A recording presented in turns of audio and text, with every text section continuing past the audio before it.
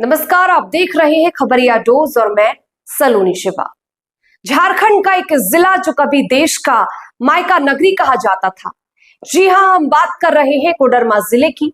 एक वक्त था जब यहाँ की मिट्टी में सोना नहीं अबरक निकला करता था, जो दुनिया भर में एक्सपोर्ट होता था। लेकिन आज यही कोडरमा बेरोजगारी, बदहाली और पलायन की पहचान बन गई है।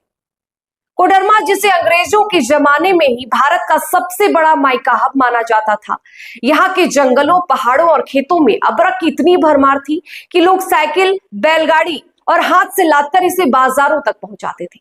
लेकिन 1990 के दशक के बाद अबरक की सरकारी खनन बंद हो गई। कारण बताया गया पर्यावरण की हानि और अवैध खनन। लेकिन इसके पीछे का सच आज भी धुंधला है। खनन बंद करने से पर्यावरण को तो बचाया गया, लेकिन उसी पर्यावरण को बचाने के नाम पर लाखों लोगों का पेट काट दिया गया। ना तो वैकल्पिक रोजगार की कोई योजना बनी, ना ही इस जिले को कोई नया औद्योगिक आयाम मिला। सिर्फ अबरक नहीं, खेती भी अब कोडरमा में संकट में है। बरसात का कोई भरोसा नहीं, सिंचाई के लिए कोई बड़ी योजना नहीं। सरकारी नहरें आधी टूटी आधी सूखी पड़ी है। कोडरमा डैम और नरगा वाटर प्रोजेक्ट जैसे सपनों की बातें सिर्फ फाइलों में रह गई। आज ये जिला ना तो औद्योगिक नक्शे पर है, न ही कृषि के विकास मानचित्र पर। नहरें सूखी पड़ी है, डैम अधूरे हैं और हर साल हजारों लोग काम की तलाश में दिल्ली, पंजाब, गुजरात जैसे राज्यों की ओर पलायन कर रहे हैं और वहां मजदूरी करने पर मजबूर है। जिले में सिंचाई की हालत बेहद खराब है। पुरानी नहरें जर्जर है, डैम अधूरे पड़े हैं और खेतों तक पानी पहुंचाने के लिए कोई ठोस प्रोजेक्ट नहीं। सरकारी दस्तावेजों की माने तो कोडरमा की 65% से अधिक आबादी खेती पर निर्भर है, लेकिन खेतों में सिंचाई के लिए महज 15% जमीन को ही पानी मिल पाता है। यानी जिले के 40% खेत हर साल सूखे रह जाते हैं। साथ ही पिछले 10 सालों में कोई नया कृषि योजना धरातल पर लागू नहीं हुआ। हर साल किसान मानसून पर निर्भर होते हैं। अगर बारिश कम हो जाए तो फसल बर्बाद, साल बर्बाद, किसान बर्बाद। आपको बताते चलें कि कोडरमा वही जिला है जहां से बिहार, झारखंड के सैकड़ों नेता निकले।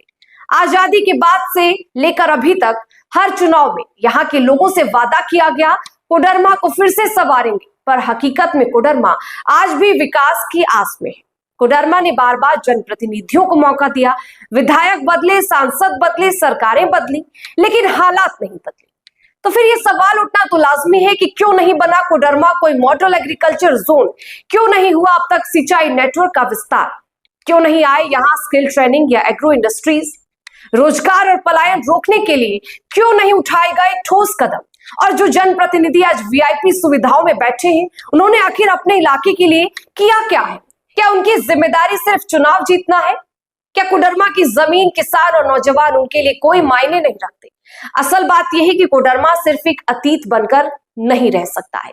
सरकार चाहे तो पुराने खदान क्षेत्रों को इको टूरिज्म, कृषि आधारित उद्योग या रेन वाटर हार्वेस्टिंग जोन में बदल सकती है, लेकिन अगर यही हाल रहा तो आने वाले समय में कोडरमा सिर्फ यादों और अधूरे वादों का गांव बनकर रह जाएगा। आपको बता दें कि यहाँ संभावनाओं की कोई कमी नहीं, बस जरूरत है ईमानदार नेतृत्व, मजबूत योजना और जमीन से जुड़ी सोच की। जरूरत है नियत, नीति और निष्पक्षता की। कोडरमा को फिर से चमकाने का वक्त आ गया है। सरकार को जवाब देना होगा और जनता को सवाल उठाना होगा, क्योंकि अगर अब भी नहीं बोले तो आने वाली पीढ़ियां सिर्फ इतिहास पढ़ेंगी, भूखे खेतों का, सूने गांव का और सोई हुई सरकारों का। फिर हाजिर होंगे कई सुलगते सवालों के साथ। तब तक बने रहें हमारे साथ और देखते रहें खबरिया डोज।